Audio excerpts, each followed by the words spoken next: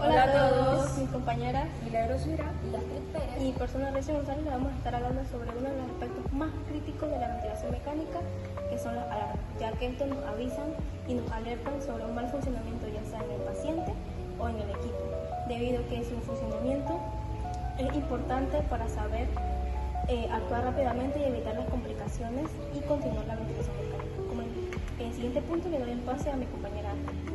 Así es como lo mencionó la compañera Rachel, yo les estaré dando un breve pero importante repaso sobre los parámetros básicos de la ventilación mecánica.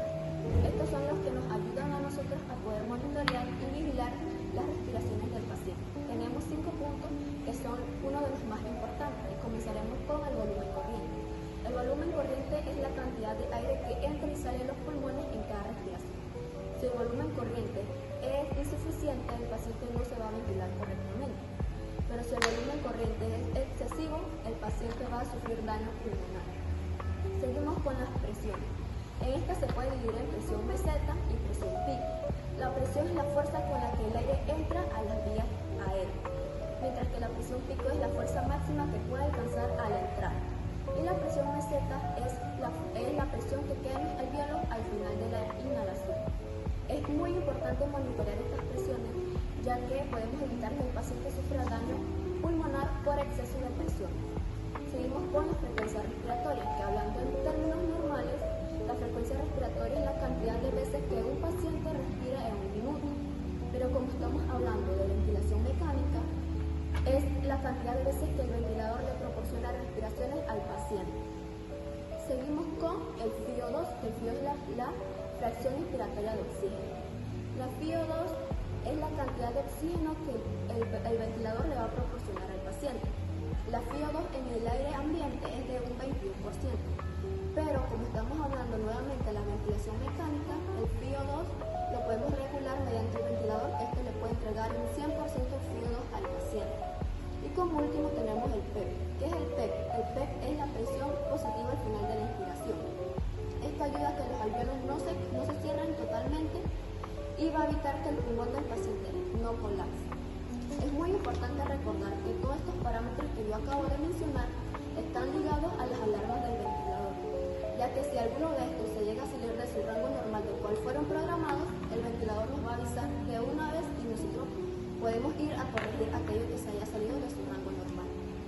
Como siguiente punto yo puedo hablar sobre la clasificación de las alarmas, y en estas entra una de las importantes categorías que son las alarmas de presión, ya que nos indican una alteración en las presiones de las vías respiratorias. Tenemos de dos tipos, las alarmas de presión alta y las alarmas de presión baja, que las alarmas de presión alta se activan cuando la presión dentro del circuito supera los límites establecidos por el profesional, y que esto se debe obviamente también por múltiples causas, que entre ellas tenemos la acumulación de secreciones en las vías respiratorias, que aumenta obviamente la ventilación, o sea, por el paso del aire.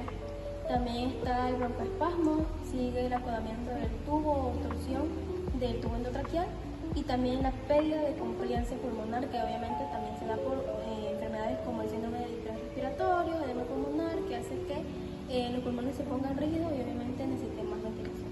Por otro lado, tenemos las alarmas de presión baja, que esto es cuando el sistema de circuitos cae por debajo del umbral establecido, y esto se da mayormente por pérdida de circuito o fuga, y que su funcionamiento va a ¿cómo explicarlo?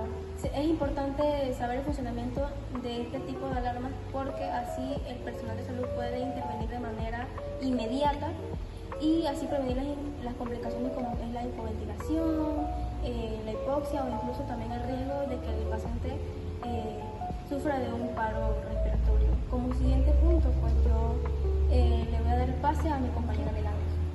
tenemos las alarmas de volumen bajo y alto, que las alarmas de volumen bajo, esto indica cuando el paciente inhala o exhala un volumen bajo al límite que es programado.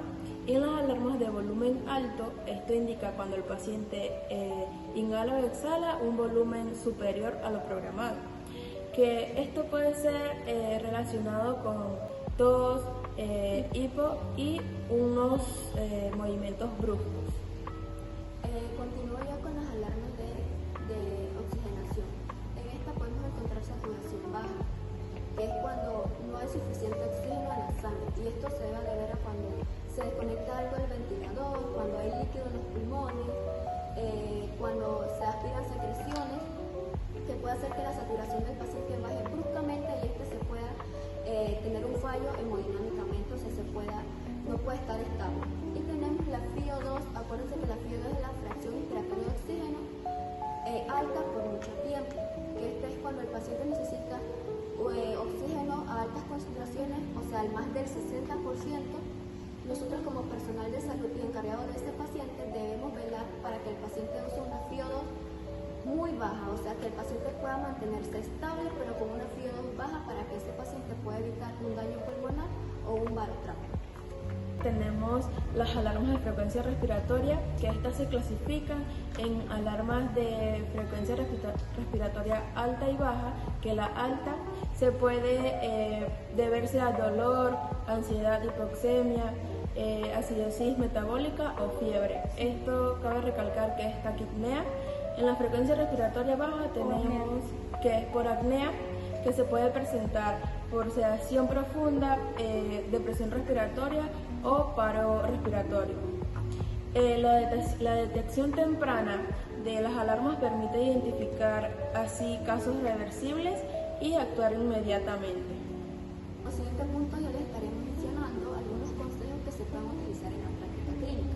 Como primer punto tenemos el ajuste de alarma en cada paciente. Debemos tener en cuenta que no todos los pacientes son iguales y que cada patología es diferente. Por ejemplo, en el síndrome de estrés respiratorio agudo, en esto el paciente debe tener un PEC mucho más alto y soportar muchas presiones altas. Pero como en el siguiente punto tenemos lo que es entrenar al personal de salud. Todo personal de salud que tiene contacto con un ventilador mecánico debe saber distinguir entre una alarma crítica y una alarma leve, ya que así podemos evitar que el paciente caiga en un daño pulmonar o hipoxemia por falta de oxígeno. Y como último tenemos utilizar las alarmas como prevención, que es cuando el personal de salud, al ser entrenado, sabe distinguir las alarmas o sabe leerlas y se da cuenta cuando un paciente está en barotrauma, tiene hipoxemia, o así podemos evitar desconexiones accidentales.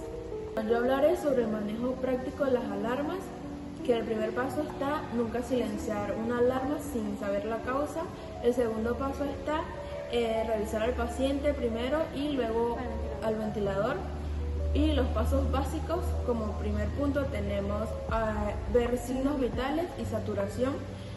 Como segundo punto tenemos auscultar y aspirar secreciones si es necesario. Como tercer punto tenemos revisar cortocircuito y tubo endotraqueal. Y por último punto tenemos que ajustar parámetros si se procede. Bueno, yo les estaré hablando sobre un punto muy importante que mencionó la compañera Milagro, que es que no basta solo con escuchar las alarmas, sino que debemos saber cómo reaccionar ante esto. O sea, hay que saber revisar signos vitales, aspirar si es necesario, auscultar al paciente para ver cómo es que se encuentra hemodinámicamente y si necesita ajustar algún parámetro de los que ya habíamos establecido anteriormente. Sí, en mi caso, a mí me pareció importante un punto que dijo Astrid respecto a el entrenamiento del personal, ya que si dejamos que un personal actúe de manera, digamos que inapropiada, es propenso a que el paciente sufra las consecuencias de ello, y pues hay que saber muy bien, estudiar y aplicar eso a la práctica clínica. Como conclusión, podemos decir que el ventilador mecánico nunca se queda callado. Es una forma de decirnos que cuidemos al paciente y que escuchar al ventilador mecánico obviamente también puede salvar una vida. Como estudiantes obviamente de terapia respiratoria, formación de cuarto semestre, tenemos la obligación de hacer saber que es importante la monitorización continua y saber los parámetros y los tipos de alarmas para así poder proceder con el tratamiento del paciente y que éste pues pueda salir de un ventilador mecánico. Muchas gracias. Muchas gracias.